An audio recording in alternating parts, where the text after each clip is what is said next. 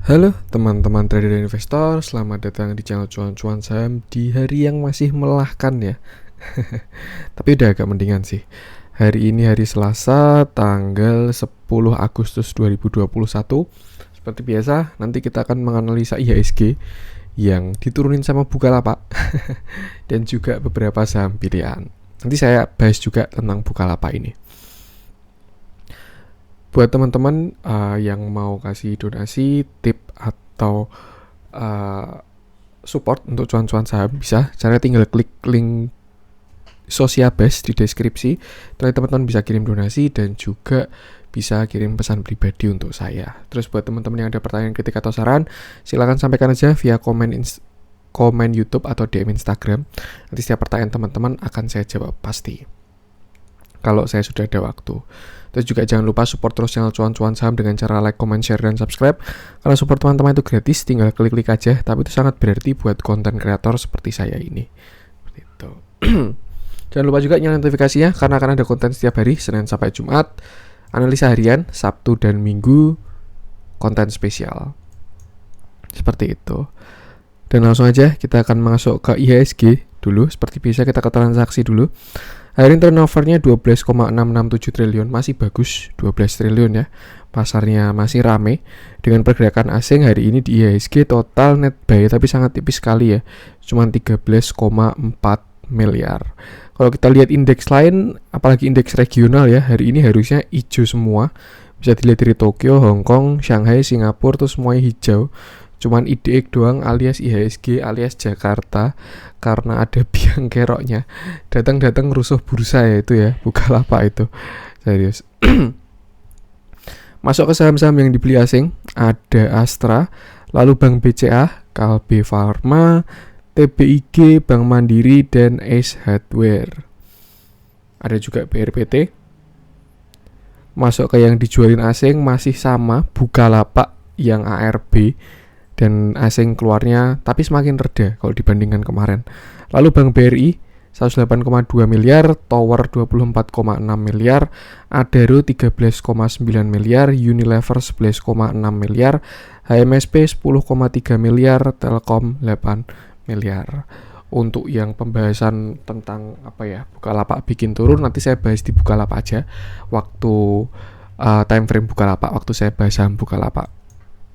Ada analisa cukup menarik juga.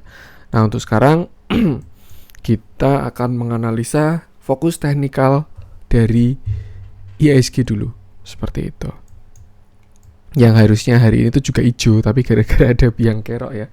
Ini kayak kembali ke zaman dulu, Januari. Kalau misalkan teman-teman masih ingat, itu zamannya margin call, itu yang ke-trigger sama saham-saham farmasi. Itu kan disebabin karena yang pada ngangkat saham farmasi, yang pada beli saham farmasi itu kan pada pakai margin.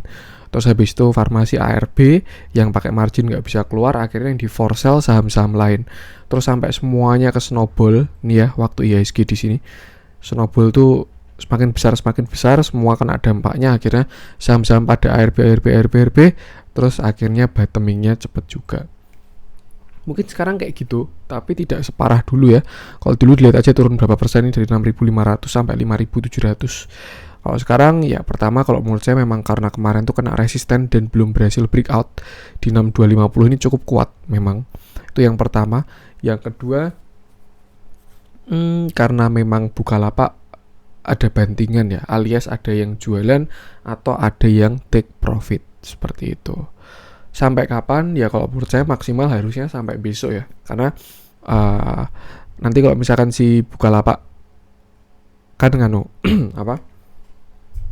besok kan hari ini kan udah ARB tuh, jadi Bukalapak udah nggak bisa turun lagi. Tapi besok harusnya masih bisa turun lagi gitu. Dan kalau misalkan mereka masih pada mau turun, Bukalapak masih mau turun, ya pasti bakalan masih turun lagi gitu. Setidaknya minimal sampai harga 850 lah. Tuh, karena kalau misalkan dari harga 850 ya nggak bisa, orang-orang yang ikut IPO itu pasti sudah dalam keadaan tidak cuan gitu. Tapi kalau sekarang kan closingnya masih 1000-an ya, itu masih posisi cuan gitu untuk orang-orang yang ikut IPO dapat harga di 850. Makanya mungkin kalau menurut saya ya, bursa itu besok masih bisa volatile kalau menurut saya. Karena ya masih ada gonjang-ganjing dari Bukalapak itu. Tapi kalau misalkan besok ternyata tidak ARB lagi ya syukur juga seperti itu. Yang penting kalau menurut saya sih setidaknya sampai besok jangan agresif dulu. Karena sampai besok Bukalapak masih bisa turun lagi. Tapi menurut saya Bukalapak yang jualan sudah semakin reda. Nanti kita cek aja analisanya. Nah, kembali ke technical IHSG. Sekarang IHSG closing di 6088 lagi. Kita kembali nyungsep di bawah 6115. Sisi bagusnya apa? Ketika dia kena downtrend channel warna biru ini, itu sudah rebound. Artinya ya saat ini memang ya saya sudah bilang berkali-kali, setelah IHSG breakout tanggal 22 Juli, setiap merah itu ada kesempatan. Tapi beda ya sama kasus kemarin. Soalnya posisinya udah naik. Kalau teman-teman beli di sini atau beli di atas 6115, pasti sekarang sahamnya baru pada loss. Seperti itu. Tapi kalau saat ini ya di merahnya harusnya peluang gitu atau mungkin besok. Yang penting kita cek levelnya aja. Kita beli di mana? Kalau kita beli di sini turun sedikit, turun sampai sini aja ya udah harus keluar dulu gitu. Yang penting jaga modal, kalau turun lagi baru beli lagi. Cuman kalau menurut saya ini IHSG harusnya sudah bottoming. Kalau sampai IHSG jebol itu keterlaluan sih. Serius kalau sampai dia nyungsep lagi ya, saya nggak tahu lagi itu. Cuman harapannya downtrend channel ini bisa menahan penurunan. Bentar lagi juga IHSG mau ketemu sama MA 200. Ini garis warna hitam ini, moving average 200. Itu kalau saya lihat-lihat ke belakang tuh dia di respect sekali sama IHSG. Nih. Waktu di sini kalau teman-teman ingat, waktu itu berita yang keluar tuh waktu itu tuh yang Republika dihack itu katanya PSBB mau diperpanjang, langsung turun gitu. Padahal kalau misalkan dari teknikal ya simpel aja, karena dia kena MA 200 gitu. Dan beritanya ya dia cari aja. Karena kalau misalkan berita judulnya nggak menarik, IHSG turun gara-gara kena MA 200, pasti yang baca dikit gitu. Tapi kalau IHSG turun 5%, ini turun berapa nih? IHSG turun 5 gara-gara PSBB, IHSG turun 2%. Nah, pasti kan yang nonton banyak kan. Nah, itulah seperti itu. Makanya jangan 100% trading by news gitu. Jadi teman-teman harus punya analisa sendiri dan trading plan sendiri. Dan itu cuma buat pegangan aja. Kita sudah deket di area support kuat downtrend channel garis warna biru ini yang sebelumnya resisten ketika IHSG konsol, dan juga udah deket sama MA 200. Saya rasa penurunan sudah semakin terjaga. Setidaknya kalau misalkan mau turun lagi, turunnya sudah semakin lemah. Rebound juga udah kelihatan. Kayak kalau teman-teman lihat BBCA tuh di akhir penutupan ditarik ke atas ya. Itu kalau menurut saya, kalau misalkan saya ditanyain, itu kenapa Mas BBCA kok kayak gitu? Kalau menurut saya karena sesimpel ada yang markirin IHSG gitu. Alias ada yang jaga IHSG. Teman-teman ngerasa nggak, misalkan kita yang modalnya misalkan receh-receh gitu ya, kalau CL 1% aja atau misalkan CL 10%, CL 1 juta gitu kan pasti rasa udah wah gimana gitu, apalagi si bandar-bandar. Ini bandar-bandar itu udah susah ngangkat dari 5.700 sampai ke sini. Kok malah orang-orangnya pada take profit, ya dia nyangkut dong. Dan nyangkutnya bandar itu nggak cuma 1 juta, nggak cuma 1-2 juta gitu. Nyangkutnya bandar ya mungkin bisa miliar triliunan. Mereka apalagi juga tanggung jawabnya besar, entah institusi atau bandar apa gitu. Jadi ya memang kenapa ketika udah naik ada yang jagain tuh mungkin logikanya seperti itu.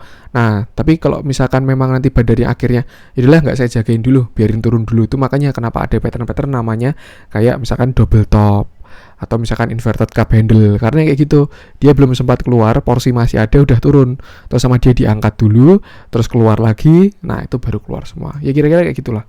Dan teknikal tuh memang ada logisnya. Jadi kalau misalkan teman-teman tanya, saya pengen jadi trader mas, saya harus ngapain? Belajar teknikal, itu sangat penting, serius. Yang lain improvisasi aja, bukan improvisasi ya, tambahan aja. Bahkan kalau menurut saya bandarmologi itu hanya untuk konfirmasi aja kalau menurut saya. Jadi ketika teknikalnya menarik, tinggal dilihat keadaannya apa, akumulasi atau distribusi atau udah sampai fase apa, nah itu baru dikonfirmasi pakai bandarmologi. Jadi kita tahu fasenya. Tapi kalau misalkan cari titik entry, titik exit, harga yang murah sekarang itu berapa, masuknya di mana, itu teknikal. Itu yang paling penting, dan itu teman-teman harus bisa kalau mau jadi trader seperti itu. Oke, harus realistis juga. IHSG sekarang udah ada di bawah 6115 lagi. Cuman kalau menurut saya nggak tahu ya, ini mungkin agak halu. Ini IHSG mau bikin cup handle kalau menurut saya. Barusan juga saya ngelihatnya. Saya seharian mantau pasar sama ngurusi beberapa klien, dan baru saya buka chart IHSG karena saya fokusnya seharian beberapa saham ya. Ini saya baru buka chart IHSG dan kalau saya lihat kok kayaknya IHSG ini kayak mau bikin cup and handle gitu. Mungkin ya kalau ini dia masih mau bullish. Nih, ini ada cup, ini ada calon handle yang mau dia bentuk. Dan targetnya pun bakalan lebih tinggi. Kalau kemarin waktu inverted head and shoulder kan targetnya cuma segini ya. Shoulder kiri, head, shoulder kanan. Targetnya cuma segini. Ini ditarik ke neckline-nya. Nah, cuman sampai sekitar 6.400 atau all time high-nya dia. Tapi kalau misalkan dia nanti cup handle, saya yakin targetnya bakalan lebih jauh. IHSG bakalan all time high. Nih, kan kalau cup handle kan sampai neckline juga. Sampai sekitar sini berarti ya. Dari bottom, ini cup-nya. Ini saya kasih gambar aja biar teman-teman tidak susah melihatnya. Nah, ini cup-nya dia. Sama dia baru proses membuat handle. Nah, harapan saya sih skenario-nya kayak gini ya. Kalau memang IHSG mau dilanjutkan bullish-nya. Dan kalau misalkan nanti dia benar-benar breakout, targetnya berarti ini neckline-nya di sini ya tadi. Nah, all time high 6.700. Saya bakalan lebih suka sih. Gak apa-apa lah hari ini kita cut loss dulu, nyangkut merah dan lain sebagainya. Tapi kalau nanti dibayar dengan cup handle ya, seperti itu. Semoga aja kayak gitu. Nah, coba kita hitung pakai Fibonacci. Ini kemarin low-nya 5742. Kita mau mengukur kekuatan trennya. Ini kemarin high-nya di 6263.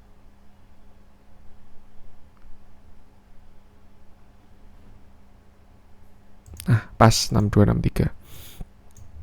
Saat ini retrace-nya IHSG berarti kena 0,382 dan sudah rebound. Kalau misalkan IHSG nggak sampai jebol 6064, terus dia benar-benar bikin handle ya, itu bagus sekali. Kenapa saya bilang bagus sekali? Karena trennya akan kuat sekali. Fibonacci itu selain bisa mengukur diskon, mengukur penurunan, target harga, itu juga bisa untuk mengukur kekuatan tren. Kalau misalkan dia retrace, kalau misalkan teman-teman lihat ya, saham-saham yang pada strong uptrend, kemiringannya cuma 30 derajat, kemiringannya 20 derajat, itu kalau teman-teman lihat kalau dia retrace tuh paling cuma sampai 382 doang. Itu karena mereka strong uptrend gitu. Tapi kalau misalkan dia sampai 0,5, yaitu berarti normal kekuatan trennya itu. Tapi kalau sampai 0,618, which is itu golden pocketnya, itu berarti dia trennya lemah gitu. Tapi itu adalah koreksi yang sehat seperti itu. Nah, kalau sampai 786 ini sangat lemah berarti, dan kalau jebol 786 artinya adalah reversal seperti itu. Jadi yang saya pelajari, Fibonacci itu bisa digunakan untuk seperti itu juga. Dan kalau misalkan kita pakai Fibonacci ya berarti support cuan juga mirip-mirip sama support klasik juga. Itu ada di area 6064, terus setelah itu ada di area 6000, terus setelah itu ada di 5950. Apakah kebetulan? Kalau menurut saya enggak. Teman-teman masih ingat ketika kita posisi di sini saya bilang support IHSG 5950-an ya, dan sekarang ketemu di 0,618 seperti itu. Tapi apakah bakal dia sampai ke sana? Ya saya pun nggak tahu juga. Harus kita lihat. Siapa tahu besok sampai 382 udah bottoming terus rebound ke atas bisa. Siapa tahu cuma sampai 0,5 terus rebound ke atas bisa juga. Siapa tahu memang mau sampai golden pocketnya 5950 lagi bisa juga. Seperti itu. Tinggal kita cek besok kira-kira reboundnya seperti apa. Tuh, itu untuk level-level IHSG bisa digunakan seperti itu ya, untuk support-support yang tadi udah saya sebutkan. Untuk resisten jelas angka keramat nih 6114 itu. Kayak kalau misalkan ada undian yang sial-sial, saya pakai 6114 aja deh. Jadi serius ini berkali-kali jadi angka penentunya IHSG 6114, 6115 itu. Tapi kalau misalkan bisa berhasil breakout, resisten selanjutnya dari 6170-an. Terus setelah itu baru 6250. Dan untuk saat ini walaupun sudah ada perlawanan dari bawah ya, kalau kita bandingkan dari candle kemarin aja kan udah beda nih. Kemarin body ke bawahnya itu kuat banget dan shadownya sangat lemah. Kalau hari ini perlawanan dari bawah itu sudah kuat ya. Kalau misalkan kita lihat mungkin 50-50 yang jualan sama yang beli. Body turunnya sama shadow naiknya udah 50-50. Artinya tekanan beli sudah cukup kuat di area ini. Nah, tinggal kita lihat aja. Siapa tahu besok ada candle reversal, karena kalau menurut saya ini masih kurang kuat candlenya hari ini. Kalau misalkan dia besok bikin doji atau misalkan bikin doji juga cukup lemah sih. Yang kuat tuh hammer sebenarnya kalau dia bikin hammer. Kalau misalkan ini dia agak naik aja ya bagus banget harusnya. Itu saya yakin besok bakal hijau royo-royo itu, tapi ternyata masih belum, kurang bagus candle hari ini. Makanya kenapa saya bilang konfirmasinya lebih baik lihat besok dulu aja. Lihat besok. Kalau misalkan besok candle-nya bagus, nah besok itu hari apa? Besok hari Rabu libur ya. Berarti besok Kamis kalau misalkan candle-nya bagus, Jumat baru bisa belanja-belanja. Itu kalau menurut saya. Tapi kalau Kamis candle-nya belum bagus, ya tunggu aja sampai Jumat. Tuh. Jumat juga hari take profit dunia kan. Kalau nggak nanti Jumat kita mulai cicil belanja, Senin baru ikut ngegasnya. Seperti itu. Nggak usah takut ketinggalan, selalu ada saham yang bisa dibeli, ada 700 saham di IHSG.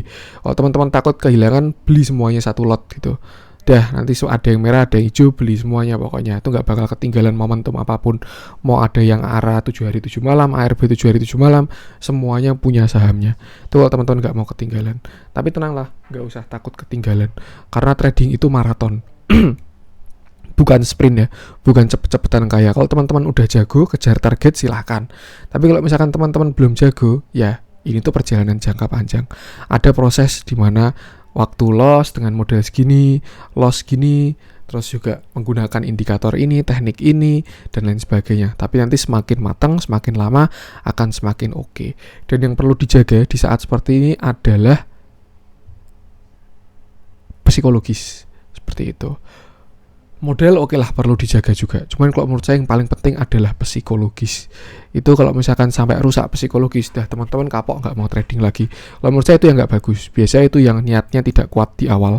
Jadi trading gara-gara lihat influencer atau lihat temannya cuan banyak, langsung mindsetnya masuk saham bisa cepet kaya, langsung asal HK full margin, full modal, habis itu nyangkut, habis itu nyalain saham itu riba.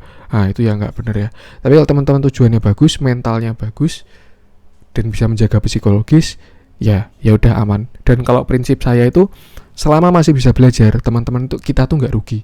Tapi kalau misalkan teman-teman nggak bisa belajar apapun, itu baru rugi. Kalau misalkan udah kehilangan duit, nggak bisa belajar apapun, itu baru rugi. Tapi kalau misalkan teman-teman setidaknya cut loss terjaga, tapi bisa belajar, oh ternyata bisa kayak gini, oh ternyata kayak gini, oh ternyata kayak gini, itu baru nggak rugi. Seperti itu. Dan ini barusan saya lihat ya, ternyata ada flag di sini. Mungkin kemarin nggak saya kelihatan. Dan memang sudah hit targetnya IHSG. Makanya juga koreksi ini sesuatu yang wajar. Ini ya, di sini bullish flag kotak di sini nih. Di sini tiangnya, di sini targetnya udah kena pasti resisten, terus koreksi. Apa pernah saya bahas ya kemarin ya, saya lupa juga. Seperti itu, cuman barusan saya lihat. Tuh, jadi saran saya jangan dipaksakan dan jangan sampai ini mungkin lebih banyak ke nasihat aja ya.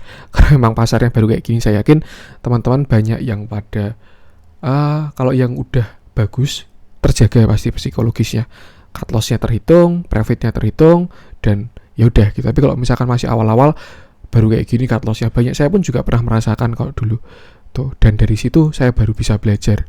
Karena malah lebih serem kalau menurut saya kalau baru awal-awal hijau terus tuh, itu nanti biasa jadi jumawa, merasa yang paling jago di market dan lain sebagainya. Tapi kalau di awal udah ditempa kayak gini, udah merasakan resikonya, ya itu bakalan lebih enak ke belakangnya. Karena yang perlu diingat, saham itu walaupun ada yang lebih tinggi ya returnnya, kalau sekarang itu kan baru hype-nya kripto itu lebih tinggi katanya. Saya pun juga belum masuk ke sana. Udah ada arah masuk ke sana tapi belum. Saham itu kan udah masuk instrumen yang high risk high return juga gitu. Jadi di balik return yang tinggi ada risk yang tinggi. Makanya kenapa saya selalu bilang jaga resiko, jaga modal, jaga psikologis. Karena kalau teman-teman bisa menjaga itu, ya udah adanya cuma return doang. Tapi kalau misalkan nggak bisa menjaga, ya kalau menurut saya itu judi. Karena 50-50. Keberuntungan 50 sama kerugian 50. Tuh. Itu mungkin. Dan jangan sampai trading balas dendam. Atau jangan sampai over trading gitu. Malah yang biasa saya lakukan, kalau misalkan marketnya sudah tidak mendukung ya, kalau saya sendiri, itu amankan modal, terus udah tinggal jangan dipantau gitu. Yang biasa saya lakukan sebelum saya punya klien ya. Kalau sekarang saya punya klien ya gimana pun juga market jelek tetap harus pantau pasar gitu. Tapi ketika saya trading sendiri ya, jalanin portofolio saya, ketika market jelek itu yang saya lakukan yaudah amankan modal. Ini saham-saham yang harus diselamatkan, ini yang harus di take profit, kurangi porsi, buang semuanya dan lain sebagainya. Kalau udah aman yaudah saya cari kegiatan lain, entah main keluar kayak atau motor-motoran, jajan keluar, tuh nggak usah dipantau dulu. Karena saya juga pernah mengalami ketika loss itu pengennya tuh segera BEP gitu. Dan yang terjadi kita trading bukan berdasarkan bukan berdasarkan logika atau trading plan enggak, tapi yang terjadi emosi yang keluar di situ. Asal HK yang penting cuan, malah akhirnya tambah snowball. Itu yang saya sebut psikologinya rusak. Jadi tradingnya tidak logis lagi, tapi berdasarkan perasaan dan emosi. Jadi kalau menurut saya itu salah satu tips sih kalau misalkan teman-teman baru merasakan hal yang kurang oke ya. Yang penting selama bisa belajar itu tidak rugi kok teman-teman. Tapi kalau teman-teman nggak bisa belajar itu baru rugi. Dan jangan sampai overtrade. Kalau dirasa psikologisnya udah mulai kena, kayak rasanya apa ya, aduh ya ampun parah banget pasar hari ini, yaudah diemin aja. Kalau dia hijau ya nggak apa-apa, santai aja. Bukan kesempatannya, wah ketawain aja diri sendiri, wah saya dikerjain sama pasar nih, merah malah saya jual, hijau malah saya nggak beli. Nggak apa-apa, santai aja, masih ada hari besok, masih ada minggu depan, bulan depan, tahun depan, 10 tahun, 50 tahun lagi, dan seterusnya. Tuh, ini perjalanan jangka panjang soalnya. Dan memang ternyata walaupun kemarin indikator MACD-nya tidak terlalu divergen ya, karena indikatornya ke atas sedikit ke atas doang, tapi harga ke atas juga, tapi ternyata histogramnya divergen cukup kuat ini. Nih ya. Histogramnya turun, harganya ke atas. Jadi memang sesuatu yang wajar. Hari kemarin itu IHSG koreksi tuh, dan momentumnya menggunakan Bukalapak. Tapi kalau menurut saya saat ini IHSG masih sangat bagus. Saya bakal bilang jelek ketika IHSG nyungsep lagi closing di bawah trendline dan juga jebol MA 200. Itu baru saya bilang, teman-teman, IHSG jelek, bisa mulai amankan modal, mainnya aman dulu, nggak usah agresif. Tapi kalau untuk sekarang, saya rasa IHSG ini masih sangat bagus. Dan semoga aja ini mau loncatan tinggi. Setidaknya Bukalapak selesai, saham-saham lain pada aman, dan dia udah saatnya naik. Seperti itu. Suatu yang wajar kok, kayak gini nih. Tuh. Untuk IHSG, kembali saya ingatkan, yang penting jaga resiko, jaga modal, dan yang paling penting jaga psikologis. Seperti itu. Tentu IHSG. Lanjut kita akan masuk Bukalapak yang masih jadi biang kerok hari ini. Saya analisakan Bukalapak. Nah, hari ini Bukalapak masih ada big distribution ya. Sebenarnya udah netral, small, cenderung big distribution sih. Cenderung normal distribution. Jadi kalau dibandingkan kemarin pun juga sudah beda. Kalau teman-teman lihat transaksinya udah cuman sekitar berapa ya, nggak sampai 1 triliun. Kalau kemarin tuh kan turunnya sampai 4 triliun, itu artinya volumenya besar sekali. Tapi kalau sekarang dia sudah nggak sampai 1 triliun, artinya setidaknya penjualnya sudah semakin mereda. Seperti itu. Nah, ini walaupun teknikalnya belum bisa kelihatan, tapi kita bisa analisa pakai volume. Kita lihat ini sebenarnya sudah divergen, teman-teman. Karena harga semakin turun tapi volume semakin kecil. Artinya apa? Tekanan beli, tekanan jual itu sudah semakin mereda. Seperti itu.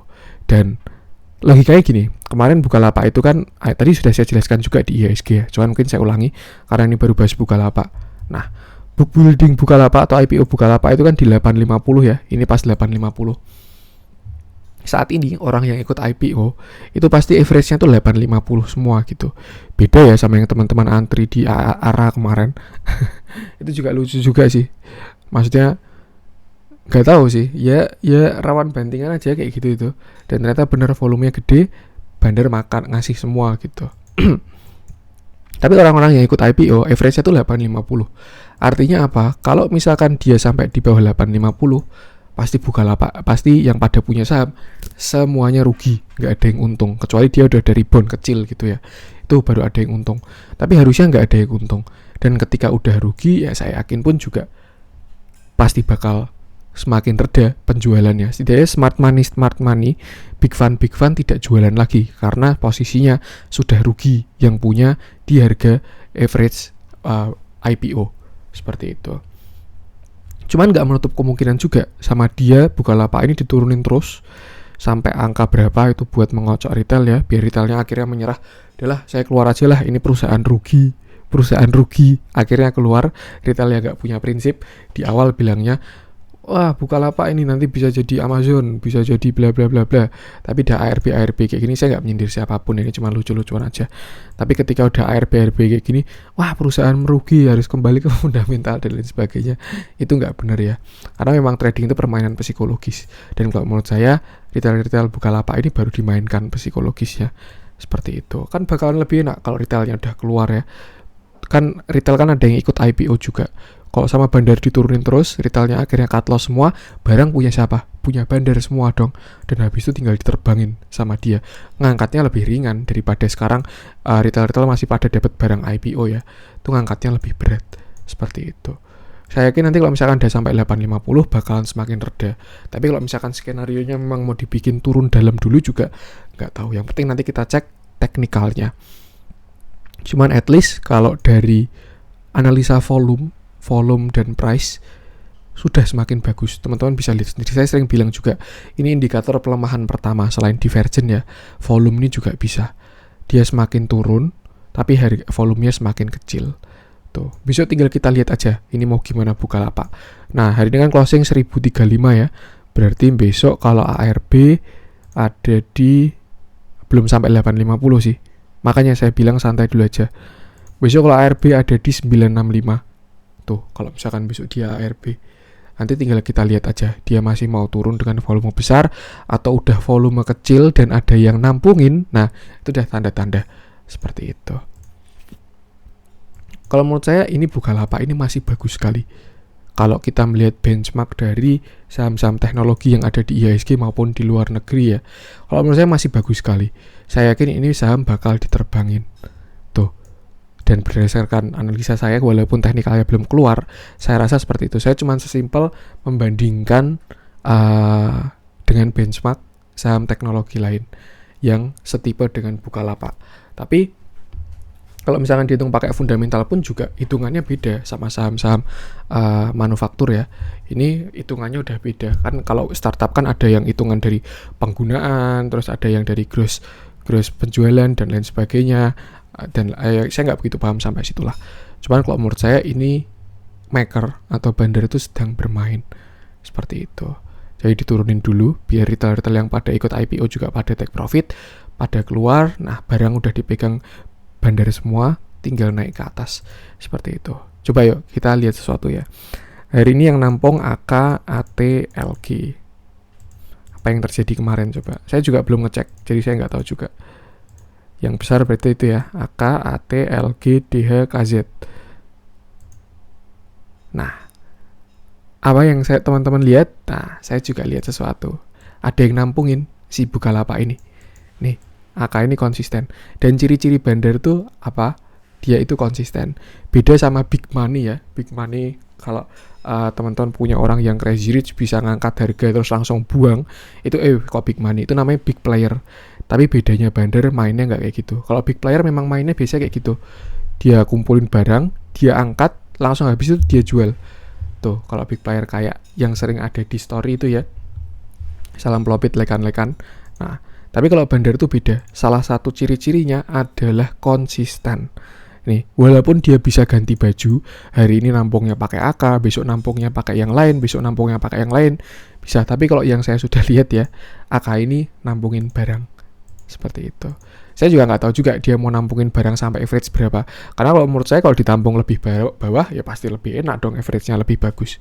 Tuh, tapi yang saya lihat sudah ada, walaupun baru 2 hari ya mungkin kalau aman seminggu lah, 5 hari jalan. Kalau misalkan AK masih net buy, top buyer terus, nah itu baru menarik untuk kita lihat movement ke depannya. Tapi yang saya lihat Bukalapak ini sudah semakin mereda tekanan jualnya. Jadi harapan saya ya kalau teman-teman ada yang nyangkut, semoga bisa segera diangkat. Dan harapan saya kita jadi netizen yang bagus. Maksudnya saya agak miris juga ya lihat-lihat di story itu pada menghujat aplikasinya Bukalapak. Lah, tanggung jawabnya Bukalapak untuk kamu apa gitu loh. Maksudnya yang beli, yang pencet tombol buy itu kan kita sendiri gitu loh. Kalau misalkan Bukalapak, saya nggak punya barang Bukalapak ini, saya nggak beli, saya belum tertarik. Yang beli kan kamu sendiri gitu loh. Tapi loss masa malah nyalain emitennya gitu. Itu kan aneh gitu. Emang ada tanggung jawab emiten harus memberikan cuan pada setiap investornya. Kan nggak ada juga kan. Gimana saham-saham yang di harga 50 itu? Seperti itu. Jadi jadilah netizen yang baik teman-teman. Itu juga karya anak bangsa. Kalau misalkan di rate bintang 1 di Google Play Store terus dihujat-hujat juga aneh juga. Biarkan kalau ada orang lain yang kayak gitu, tapi saya harap pendengar cuan-cuan saham, smart trader semua, tidak perlu sampai kayak gitu. Tuh. Saya melihat harapan rebound untuk buka ini. Setidaknya ada lah. Ini bukan saham yang dibuang kok. Bukan. Ini bukan saham yang dibuang. Ini saham yang sedang dimainkan kalau menurut saya. Nah, kalau teman-teman kuat ikut permainannya, silahkan naik roller coaster dari sekarang. Tapi kalau teman-teman mau tunggu konfirmasi, tunggu dia bottoming, bikin candle pembalikan arah, nanti masuk setelah itu. Setidaknya sudah oke. Jadi itu. Teknikalnya nggak bisa saya bahas banyak-banyak. Tapi harusnya kalau teman-teman memahami, logikanya dapat. Tinggal kita tunggu aja. Dan itulah kenapa saran saya besok jangan agresif dulu. Setidaknya kalau sudah kondusif, baru silahkan kalau mau agresif lagi. Karena market sudah bagus juga. Seperti itu. Itu untuk Bukalapak. Sepakat kalau ada yang nyangkut, semoga membantu. Tapi kalau nggak ada ya semoga bisa buat referensi. Yang saya yakin harusnya bagus kok. Itu si Bukalapak itu. Lanjut, coba kita cek BBRI, nggak ada pergerakan signifikan ya. Coba kita cek Adaro. Dia di net sell asing juga, tapi hari ini naik 3%. Kayaknya naik sendiri ya. Saya nggak tahu batu bara yang lain pada naik apa nggak. Tapi hari ini dia naik. Hari ini Adaro naik 3% dan yang beli adalah PD. Nggak tahu ya ini kebetulan apa enggak. Cuman kalau saya memperhatikan emitennya Pak Sandiaga Uno alias grupnya Saratoga, bandarnya tuh PD semua. Serius, mereka tuh nggak tahu kerja sama Indo Premier atau gimana. Kalau enggak ya mereka baru serigala berburu domba gitu kan. Kita kan ada mindset ya, broker A, broker B, broker C itu broker retail, broker D, E, F itu broker bandar gitu. Mereka pakai mainin psikologisnya pakai kayak gini. Tapi kalau teman-teman memperhatikan ya, kayak si Agi itu bandarnya PD loh, dan Agi itu kan juga grupnya Saratoga seperti itu. Jadi kalau saya lihat hari ini malah sebenarnya bagus Adaro ini. Cuman memang ada yang jualan ya dari BK, ZP, dan CS. Dan sebenarnya ilmu dari bandarmologi itu intinya, ini mungkin sharing buat teman-teman ya. Inti dari ilmu bandarmologi itu bukanlah kode broker, itu bukan. Tapi memahami maksud dan pergerakan bandar seperti itu. Karena kalau teman-teman main pakai ilmu bandarmologi, patokannya cuman kode broker doang, saya yakin bakalan kacau. Tapi kalau teman-teman bisa memahami pergerakan bandar, itu bakalan enak sekali. Seperti itu kayak, oh ini saham mau right issue di harga sekian, artinya dia harus diangkat harganya. Tapi kok yang nampung malah retail ya? Oh ini berarti bandar memainkan psikologis. Dia nampungin barangnya pakai broker retail, biar retail itu tidak tahu gitu.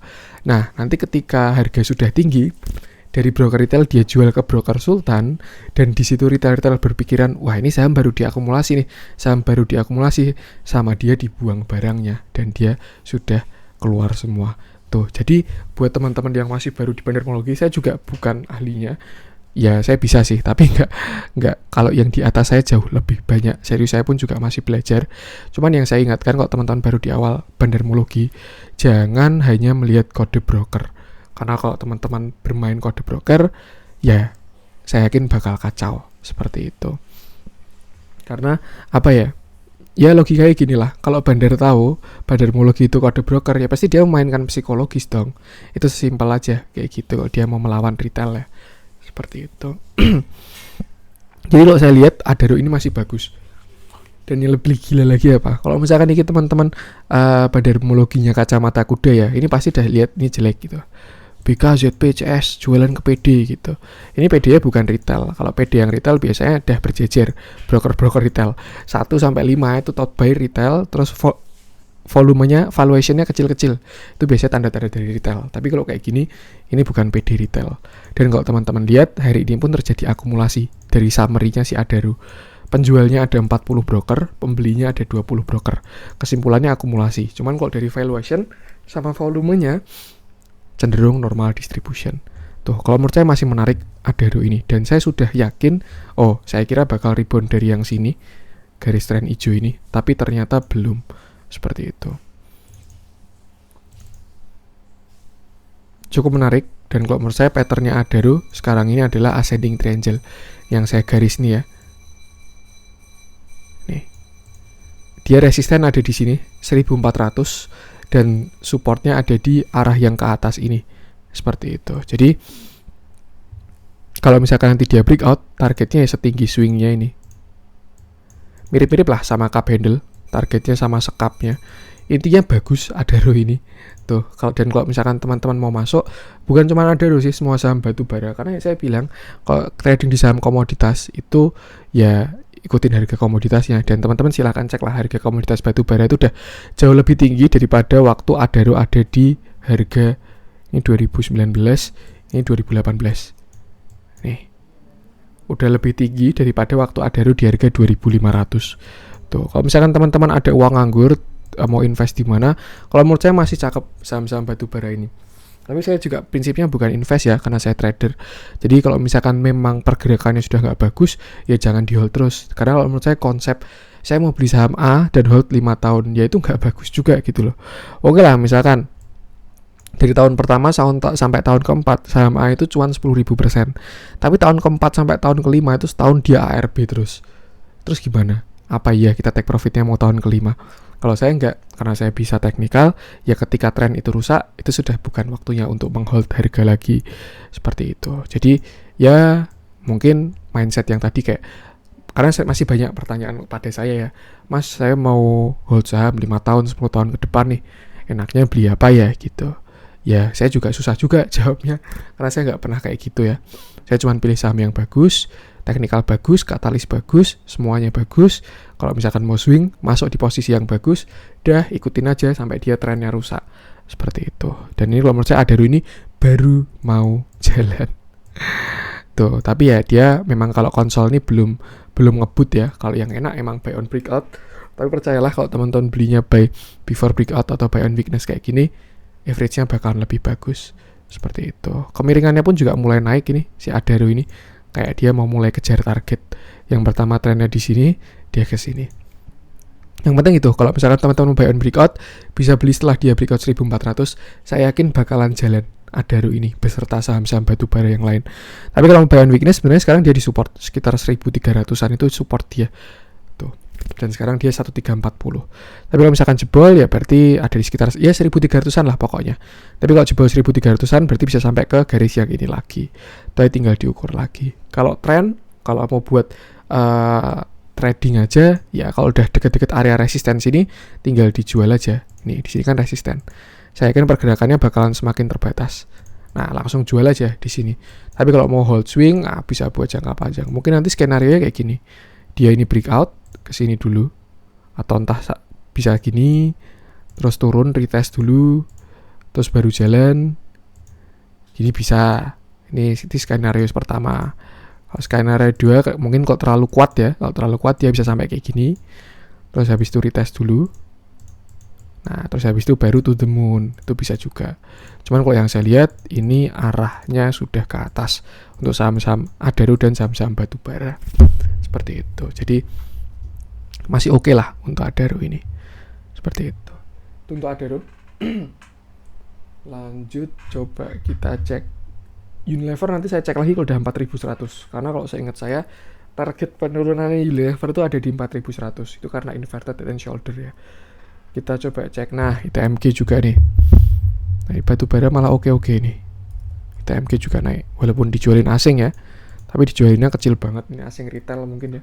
Karena asing pun bisa retail juga. Kalau misalkan teman-teman kuliah di luar negeri gitu ya, punya teman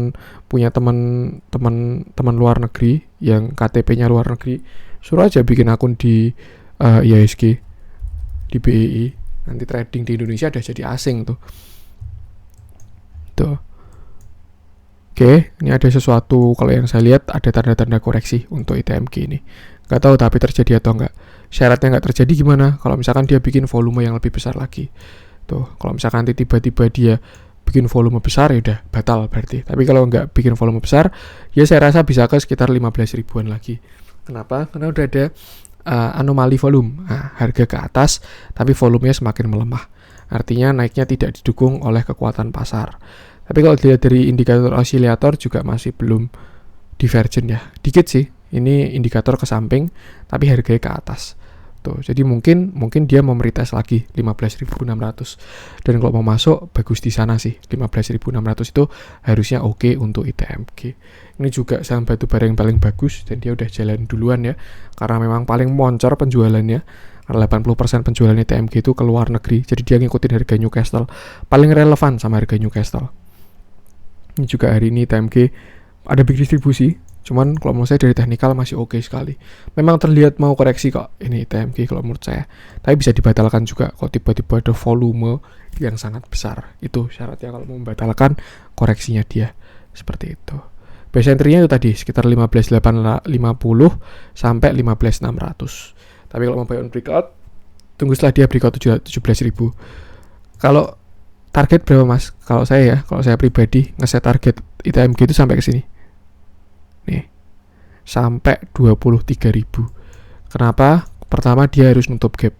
Kedua teknikalnya oke banget, ketiga katalisnya oke banget, keempat fundamentalnya pun oke banget karena pendapatannya sudah naik tinggi sekali. Semuanya mendukung untuk ITMG ini, nggak ada jelek-jeleknya. Cuman kalau pergerakan jangka pendek ya suatu yang wajar lah. Ini dia naik, turun, ini ya, naik, turun, naik, turun, naik, turun. Itulah makanya kenapa semakin kecil time frame itu semakin tinggi resiko. Tapi kalau buat jangka panjang, selama tren masih oke ya hold aja. Misalkan teman-teman nge-swing pakai MA50 nih, ya udah selama dia di atas MA50 hold terus. Exitnya kapan? Sampai dia jebol MA50 gitu. Misalkan contoh kayak gini ya. Nih, dia masuk MA50, jepret 5% nih. Nah, teman-teman besoknya beli terus. Nah, ini kan dia masih di MA50 ya, belum keluar MA50. Beli terus. Nah, ini masih hold. Ya di sini hold lah, di sini hold, di sini juga hold terus. Nah, terus di sini hold terus karena belum keluar MA50, terus akhirnya take profit di sini 12.800. Karena dia closing di bawah MA50. Exitnya di sini 26 Januari. Setidaknya enak mantaunya, nggak perlu aneh-aneh ngecek support resistance tiap hari, nggak perlu. Tinggal cek pakai moving average. Itu salah satu swing yang enak juga. Seperti itu. Tapi kalau mau tipikal swing, tapi kalau teman-teman tipikal trading ya, nih ada pattern buy ini ada ascending triangle ya di sini. Terus beli di sini, breakout, naik, take profit, turun. Di sini ada bullish flag walaupun kecil, breakout, beli, naik, terus jual lagi. Di sini ada mana lagi nih, nggak kelihatan ya. Ya itulah kira-kira kayak gitu. Tinggal disesuaikan aja dengan teman-teman sendiri. Seperti itu. Itu untuk ITMG. Lanjut coba kita masuk ke yang dibeli asing. Kita coba cek Astra ya.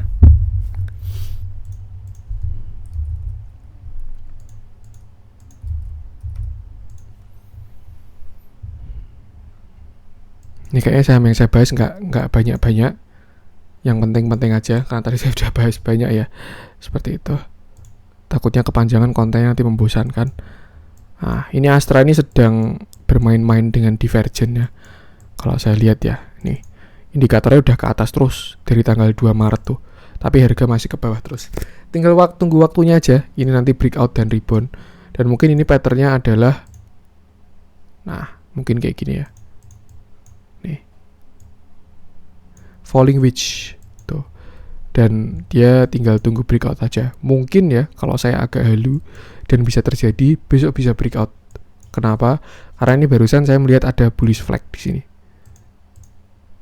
Nah, ini walaupun nggak pakai 15 menit tapi kelihatan ya. Memang kalau udah terbiasa tuh kayak gitu teman-teman. Jadi memang apa ya? Ya teman-teman harus punya pengalaman jam terbang. Saya bukan menyombongkan diri saya, cuman maksud saya nggak ada yang instan di sini gitu loh. Perjalanan itu panjang gitu, dan ada waktunya belajar. Jadi santai aja kalau teman-teman masih lost di awal. Yang penting modalnya nggak sampai hilang. Kalau teman-teman modalnya 100%, waktu masih awal belajar, itu namanya terlalu agresif. Tapi kalau di awal belajar modal kecil, nanti semakin lama top up, habis itu baru trading beneran, nah itu baru oke. Nih, kalau misalkan besok dia breakout, ya targetnya berarti tinggi flagnya ini. Dia bakalan breakout, falling wedge juga, dan targetnya bisa ke sini 5.600. Mungkin ada skenario bagus untuk Astra, tapi belum ada yang terkonfirmasi karena belum ada yang breakout. Jadi kalau misalkan teman-teman besok langsung beli terus, mana mas katanya mau naik kok nggak jadi naik, ya belum terjadi karena dia belum breakout. Breakout pun juga butuh konfirmasi juga, seperti itu. Cuman kalau menurut saya Astra ini sudah cukup menarik untuk saham blue chip ya. Tuh. Karena pertama dia ada divergen, kedua sudah tidak membuat low baru. Terakhir low-nya kan di sini 4640. Kemarin di sini 4650. Sudah nggak buat low baru. Walaupun trennya masih lemah, tapi sudah tidak buat low baru. Seperti itu. Kalau dia bisa breakout sini 5100 baru cakep ini. Dia breakout blok konsolidasi. Nah, ini di sini kan dia konsol ya. turun naik. Misalkan besok dia breakout 5100, which is itu target dari flagnya juga, harusnya cakep. Cukup menarik Astra ini kalau teman-teman pengen beli. Yang penting sesuaikan dengan resikonya aja. Kalau mau buy on breakout bisa tunggu setelah breakout 5100 berarti. Tapi kalau mau buy on weakness ya paling bagus ya beli di 4850 lah. 4850 sampai 4900-an. Seperti itu. Hari ini juga ada big akumulasi dan mulai kelihatan. Nah, inilah semua itu mendukung teman-teman. Ketika saya pun nggak tahu ya, saya nggak ngikutin Astra, tapi saya cuma ngecek teknikalnya bagus tuh pasti ada sesuatu gitu. Dan ternyata apa ya, dia konsisten diakumulasi, bandar movementnya naik, foreign flow-nya juga naik. Bandarnya Astra tuh asing nih ya, kelihatan sekali nih akhir-akhir ini mulai ditampungin lagi Astra ini, seperti itu. Hari ini juga ada big akumulasi, cukup menarik lah kalau teman-teman pengen masuk ke Astra ya, pengen punya saham Astra. Wah, 45 menit baru 3 saham padahal 4 saham. Seperti itu. Itu untuk ASI. Lanjut kita coba cek yang merah-merah. Nah, kita coba cek agro dulu ya. Apalagi kemarin habis saya bikinin konten. Tapi kalau misalkan teman-teman menjaga resikonya, makanya itu sebagus apapun analisa masih bisa gagal. Dan kalau teman-teman bisa menjaga resikonya, harusnya sudah tidak kena ARB untuk si agro ini. Untuk saat ini jujur saya rasa agro ini sudah jelek. Sudah kurang bagus. Kenapa? Karena dia sudah jebol neckline-nya sini, 2330. Hari ini dia closing di 2270 dan waktu jebol 2330 volumenya besar. Seperti itu. Jadi ya, kalau menurut saya udah konfirmasi double top. Dan worst case skenario-nya dia bisa turun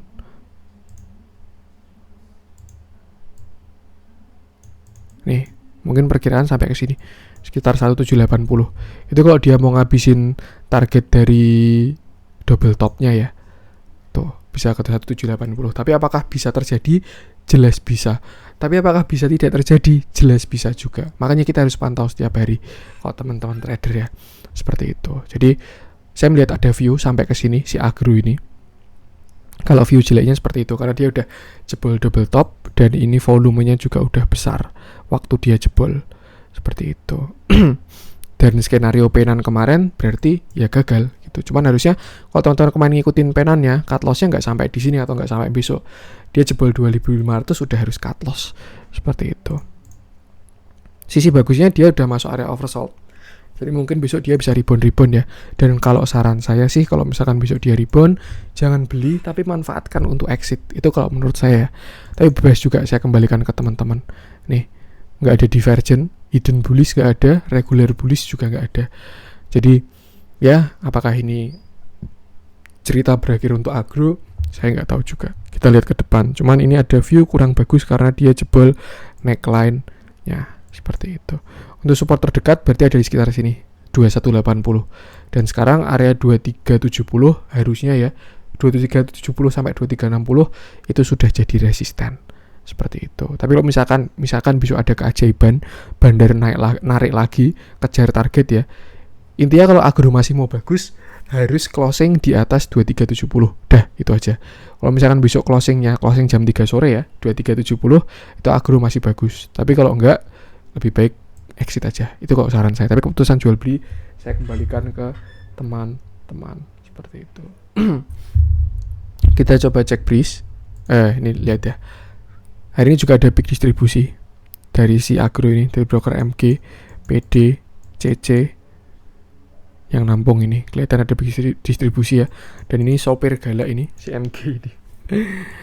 Seperti itu.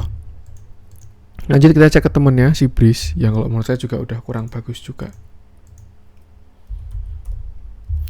BRIS. Nah, ini dia juga ya. Dia jebol trendline dengan volume yang sangat besar. Jebol EMA 50 juga, ada distribusi juga. Breeze ini juga sebenarnya kalau misalkan dia masih bisa bertahan di 2470 harusnya masih bagus. Tapi ternyata tidak. Dia jebol hari ini dan volume jebolnya pun besar juga. Seperti itu. Dan kalau menurut saya ini saya melihat ada inverted cup handle. Ini cup, ini ada handle. Dan untuk targetnya mungkin ya. Mungkin. Nah, sampai ke sini. 2100 pas ke supportnya lagi.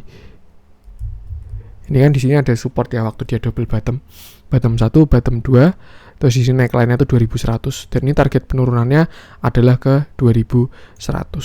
Sebenarnya kalau misalkan dia masih terjaga di atas 2470 masih bagus sekali karena mungkin bisa juga dia meretest inverted head and shoulder-nya ya, tapi ternyata tidak. Bandar berkata lain, hari ini turun ARB, volumenya sebenarnya kecil kalau daily, tapi kalau lihat candle kecil, waktu dia breakout volumenya besar, itu biasanya tanda-tanda dari bukan false breakout, seperti itu. Lebih baik hindari dulu aja kalau menurut saya, seperti itu. Support terdekat sini 2280 itu support terdekat. Lalu setelah itu 2200, lalu baru 2100. Nah, kita lihat misalkan ada rebound dari supportnya, atau misalkan besok dia mau retest dulu juga pullback ya ke sini ke 2460 dulu, bisa dimanfaatkan untuk exit. Itu kalau mau exit. Tapi kalau mau hold ya kalau dia closing di atas 2460 masih oke. Dan kalau saya lihat ini, saya bersihin dulu aja ya. Kok kotor sekali kayak. Nah, ini di sini ada yang namanya rising wedge. Nah, ini ya, dia rising wedge. Dan target penurunannya by teori memang pas 2100 alias dari awal rising wedge-nya dia. Nih, di sini kan dia mulai ya, low-nya di sini dia bikin rising wedge. Kalau yang bagus sebenarnya kotaknya lurus. Tapi ini kalau yang saya lihat ya mungkin kalau kita cari-cari ya, ini bisa aja rising wedge dia. Target kalau menurut saya 2100 untuk breeze ini. Tapi saya nggak tebar fear. Silakan, tadi ada support bisa dimanfaatkan ya. 2280, 2200 sama 2000 sampai akhirnya ke 2100. Itu support terdekatnya. Seperti itu. Dan apakah bisa terjadi sampai 2100? Jelas bisa. Tapi apakah bisa tidak terjadi?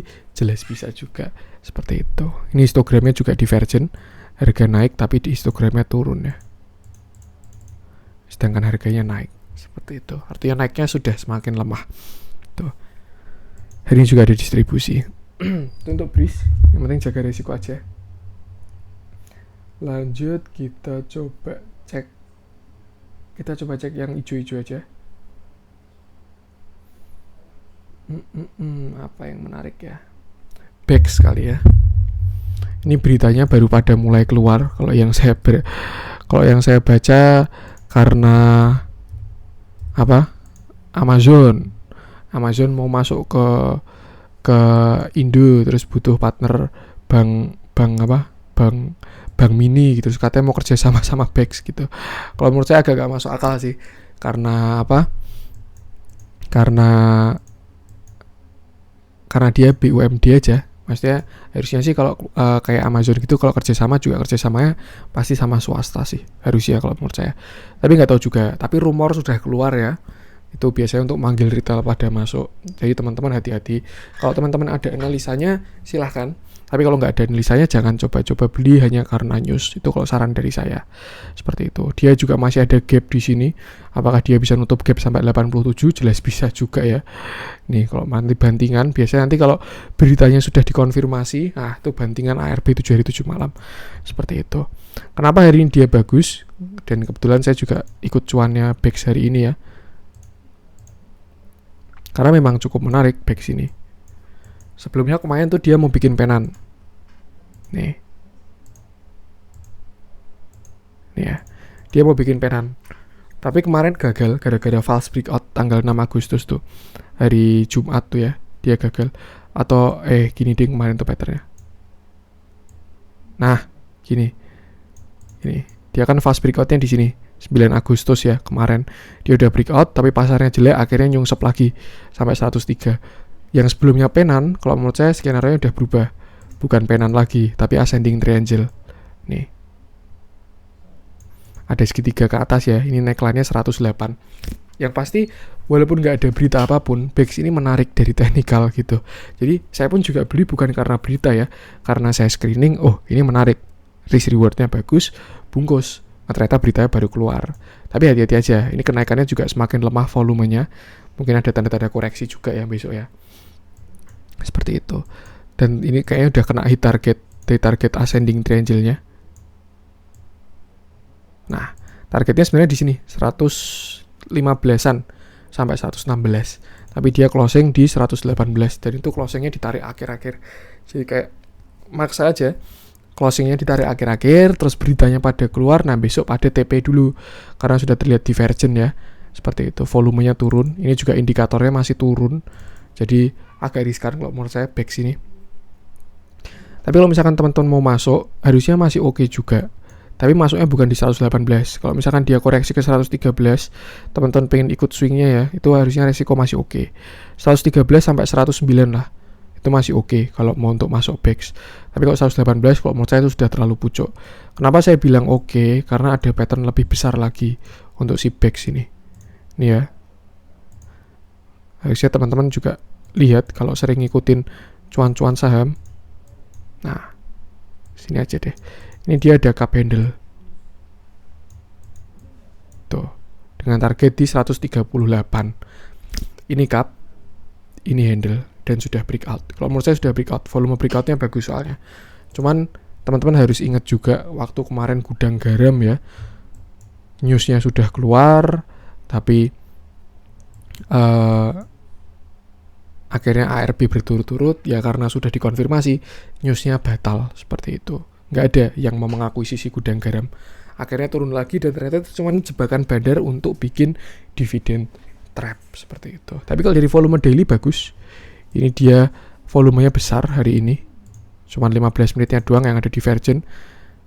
Ini dia juga sebelumnya dari Sing Wedge tapi sudah di breakout. Yang kurang oke cuma ini doang.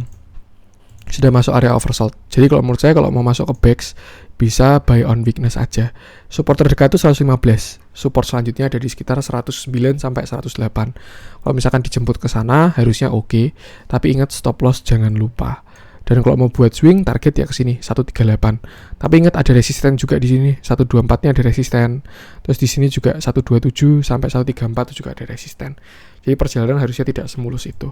Seperti itu. Yang penting jaga resiko aja. Hari ini ada big distribusi, tapi nggak masalah kalau menurut saya. Seperti itu. Ini saya tadi bilang analisa menarik dan lain sebagainya. Saya kembalikan ke teman-teman. Maksudnya saya nggak mau nyuruh teman-teman beli juga.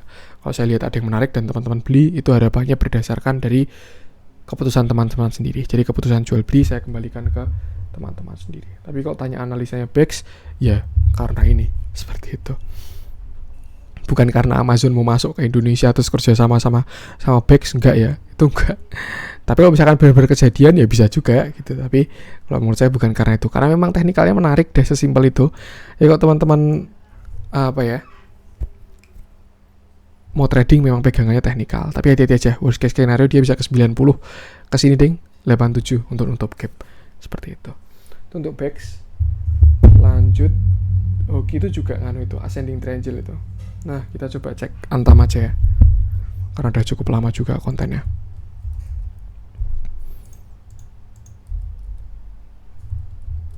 Nah, seperti biasa, kita cek dulu nikelnya.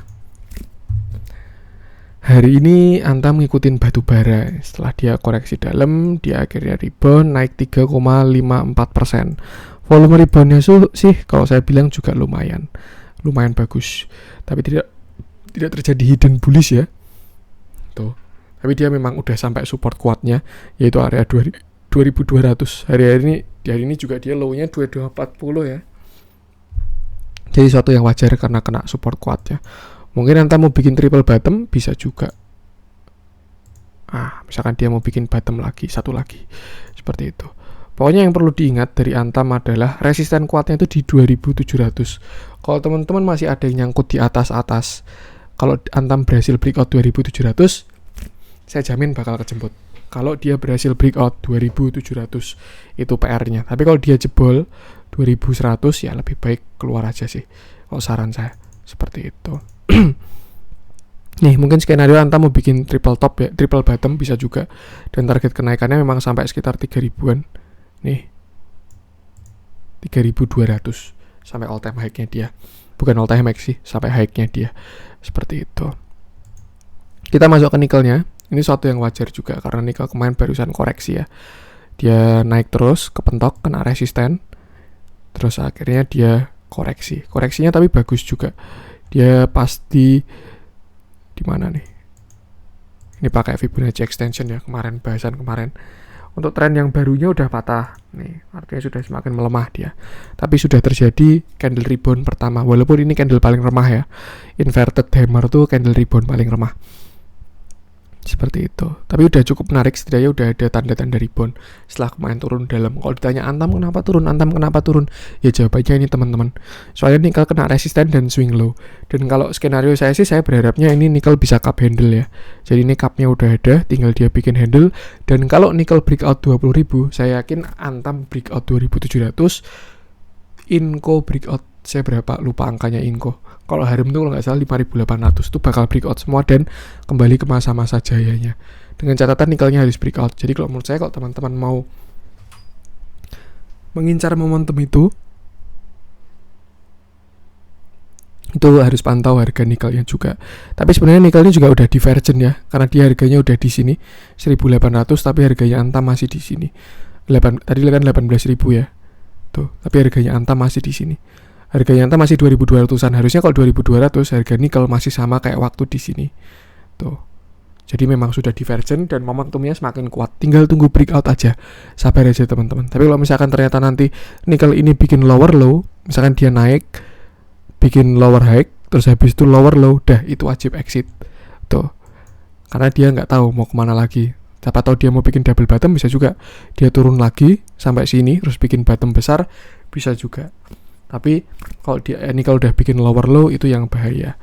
Soalnya untuk saat ini harusnya masih oke untuk nikel ini. Tinggal kita tunggu rebound sama konfirmasinya aja. Dan saya pun berharap nikel ini bisa breakout ya, 20.000 ini. Jadi nanti teman-teman bisa pada berjaya lagi, kembali ke masa-masa Antam gila-gilaan. Zaman-zaman ini ya, dari 800. Zaman-zaman mantap abis. Seperti itu.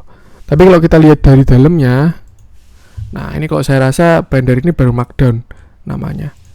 Dia turun juga, volumenya kecil-kecil, terus juga distribusinya kecil-kecil yang jualan barang. Kalau dibanding akumulasinya